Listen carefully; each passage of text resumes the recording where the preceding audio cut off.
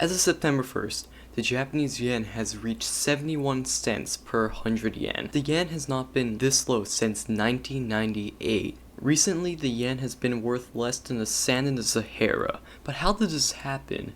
And how did we get here? Now, some of you are probably confused, and some of you probably already know why this happened. So yeah, that's what we're going to be talking about today. The yen's such low value that it's had today. Now, the Japanese yen coming this low has two main factors that has mainly been told why this has been caused. The first one, now the Japanese banks have very low interest rates, and because of this, no one wants to trade in the Japanese economy, and because of that, the yen is not being traded, therefore, the yen is valueless. This is a simple fix. Just raise the interest rates. Other countries have done this, but it may not actually be simple as that. Now, the second factor, which may not hold as much power for this, but still does, is tourism. Now, I'm guessing most of you know that Japan has been close to tourism ever since COVID happened. Now, during the summer, they did start giving out North Korean tours for Japan, but obviously no one wants to go on a North Korean tour to see Japan. And because of that, tourism has basically been at an all-time low. In 2019, they had 30 million foreign people coming into Japan, and in 2021, that was only 0.28 million, and only a tiny fraction of those people were actually on these tours. And it wasn't only tourists who couldn't come in. For a while, people on a business visa couldn't come in, people on a student visa couldn't come in, hell, not even families could get in. Unless they were already in the country before COVID started, you couldn't come in. And only recently have they actually been giving out visas, and this is bad, because Japanese tourism is a big industry in the country. I mean, 30 million people in 1 year alone, that's a lot of people, a lot of tax dollars too, for stuff like merchandise, flying, all this gives so much tax dollars. But if you look at the graphs, the yen itself was not affected by tourism, as you saw. It was more the interest rates that caused this. Now, the Japanese government lowered the interest rates originally to help relieve because of COVID-19 and the economy that came with it.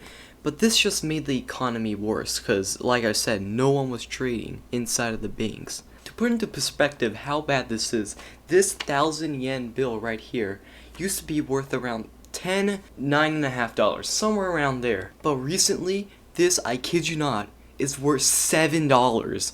That's how bad the current situation of the yen is. And this has one factor that caused all of this. Not the factors I just mentioned, which are literally the factors, but just one factor. The fact that Japan is behind the rest of the world. Now you may be thinking, what are you talking about? Japan's ahead of the world. I mean, they got zooming trains. They got robots in restaurants. I mean, this place is so advanced. Well, not so much. First of all, we have all of those in the Western world. I don't know why people are acting like this is a Japan-only thing. Like, high-speed rail, we got that in Europe. And also in America, believe it or not. It's little, but we got it. Like, things like, oh, robots in restaurants and stores. We have that too. I mean, look at Boston Dynamics. You know, the people who made that dog robot. And that's from Boston, New England. Imagine what the rest of America can create if New England can create that. Now, a lot of technical advancements were actually created in Japan. So, technology-wise, they are ahead or on step with the world. But the rest of the country, not so much. Even though there are technological stuff, there's still a lot behind. For example, this is some technological behinds. They use stuff like fax machines. They still use DVDs, and they still use mostly cash. And their culture is very behind too. For example, misogyny is still a ginormous problem. That's why you see those women-only cards. You know what I'm talking about, right? And also stuff like discrimination is a problem.